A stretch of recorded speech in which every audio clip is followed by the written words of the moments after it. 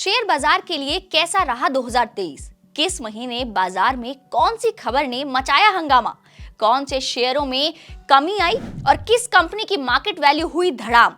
तो ये सब हम आपको इस वीडियो में बताएंगे, तो इसीलिए इस वीडियो को आखिर तक देखिएगा। शुरुआत करते हैं जनवरी से। 2023 की शुरुआत में एक तरफ बढ़ती महंगाई और ब्याज दरों से निवेशक परेशान थे, तो वहीं 25 जनवरी को अडानी ग्रुप के लिए परेशानी खड़ी करने वाली हिंडनबर्ग रिसर्च की रिपोर्ट सामने आई। रिपोर्ट में अडानी ग्रुप पर कई तरह के आरोप लगाए गए।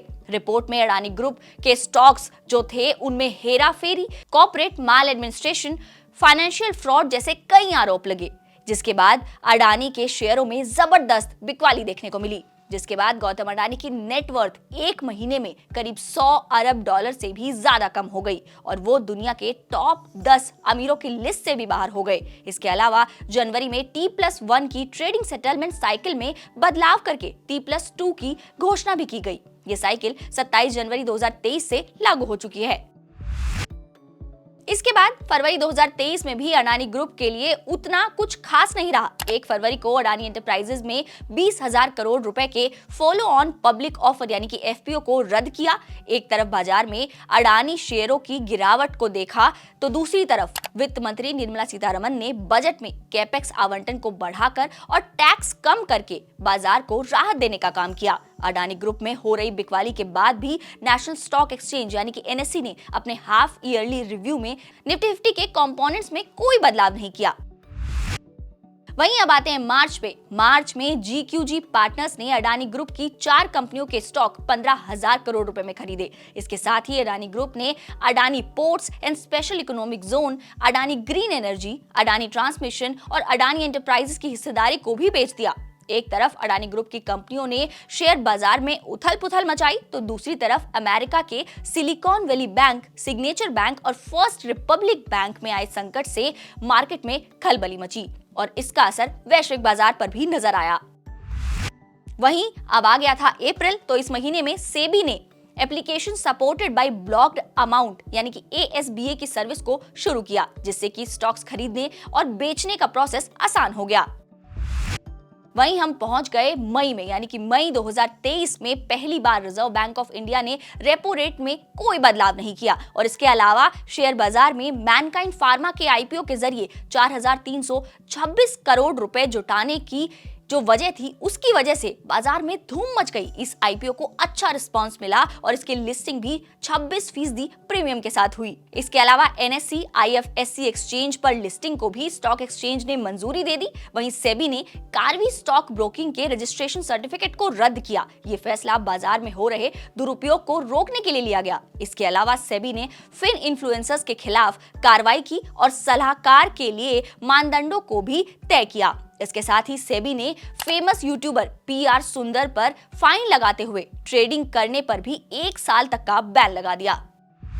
अब आया जून 2023। इस महीने में कोल इंडिया ने ऑफर फॉर सेल लॉन्च किया, जिसके बाद दुनिया के सबसे बड़े कोयला उत्पादक कोल इंडिया को अपनी 3% हिस्सेदारी बेचने में मदद मिली। इसके साथ ही विप्रो ने 12,000 करोड़ रुपए के स्टॉक बायबैक का भी ऐलान किया। वहीं सेबी ने IPO के लिस्टिंग के समय को T+6 से कम करके T+3 करने की मंजूरी दे दी। वैश्विक स्तर पर देखें तो स्विस बैंक ने क्रेडिट स्विस को टेक ओवर किया, जिसका असर भारतीय शेयर मार्केट के साथ वैश्विक बाजारों पर भी दिखा। और अब साल का फर्स्ट हाफ खत्म हो चुका था और सेकंड हाफ की शुरुआत हो चुकी थी, यानी कि जुलाई आ चुका था और ये महीना रहा मर्जर्स के नाम। 1 जुलाई को HDFC बैंक और HDFC का मर्जर हुआ, जिसके बाद HDFC भारत का सबसे बड़ा बैंक बन गया। इसके अलावा देश की सबसे बड़ी कंपनी रिलायंस इंडस्ट्रीज ने जियो फाइनेंशियल सर्विसेज का 20 जुलाई को मर्जर किया, जिसके बाद जियो फाइनेंशियल के शेयर सेंसेक्स और निफ्टी दोनों पर लिस्ट हुए और निवेशकों को इस पर खूब फोकस बना रहा। वहीं 3 जुलाई को निफ्टी 50 पर NSE IFSC एक्सचेंज की भी लिस्टिंग हुई। 12 जुलाई को HDFC लिमिटेड के स्टॉक शेयर मार्केट के दोनों सूचकांकों यानी कि NSE BSE पर डीलिस्ट हुए। और अगस्त रहा स्पेस सेक्टर के शेयरों के नाम। जी हां, चंद्रयान 3 की सफल लैंडिंग के बाद बाजार में स्पेस सेक्टर के स्टॉक्स में तेजी दिखी। इसके अलावा 28 अगस्त को रिलायंस की AGM के बाद कंपनी के फैसलों का असर उसके शेयरों पर भी नजर आया और महीना खत्म होते होते BSE ने 16 अक्टूबर से BSE बैंकेक्स के सभी वायदा को ट्रांसफर करने की भी घोषणा कर दी। सितंबर का महीना भी उतार चढ़ाव भरा रहा। इस महीने उदय कोटक ने कोटक महिंद्रा बैंक के एमडी और सीईओ के पद से इस्तीफा दे दिया, जिसके बाद कंपनी के शेयरों में गिरावट नजर आई। वहीं सितंबर भारत के लिए बड़ा अहम रहा, क्योंकि G20 की अध्यक्षता इस महीने भारत ने की, जिसका असर शेयर मार्केट पर बखूबी नजर आया। वहीं लार्सन एंड टूब्रो ने 10,000 करोड़ रुपए के शेयर बायबैक को भी लॉन्च किया और कंपनी के शेयरों में खूब छलांग नजर आई। अक्टूबर में हुई वॉर, हमास और इजराइल की वॉर, जी हां, जिसने वैश्विक बाजारों में उथल पुथल मचा दी। इसके बाद क्रूड ऑयल की कीमतों में भी उछाल देखने को मिला। इसके अलावा टाटा कंसल्टेंसी सर्विसेज यानी कि TCS ने 17,000 करोड़ रुपए के शेयर बायबैक का ऐलान किया। अक्टूबर में ही जीरोधा ने भी देश की सबसे बड़ी स्टॉक ब्रोकिंग फर्म बनने का मुकाम हासिल कर लिया। अब आते हैं नवंबर पे, तो इस महीने मामा अर्थ की सहायक company Honasa consumer share market में लिस्ट हुई। कंपनी के शेयरों ने निवेशकों को अच्छा खासा मुनाफा भी दिया। वहीं इसी महीने 29 नवंबर को बॉम्बे स्टॉक एक्सचेंज यानी कि BSE के सभी शेयरों की मार्केट कैप $4 ट्रिलियन के पार पहुंच गई। और इसी महीने एक दशक बाद टाटा की टाटा टेक्नोलॉजीज का IPO 30 नवंबर को मार्केट में बेहतरीन प्रीमियम के साथ लिस्ट हुआ। लिस्टिंग के दिन ही कंपनी के शेयर का प्राइस करीब दोगुना हो गया।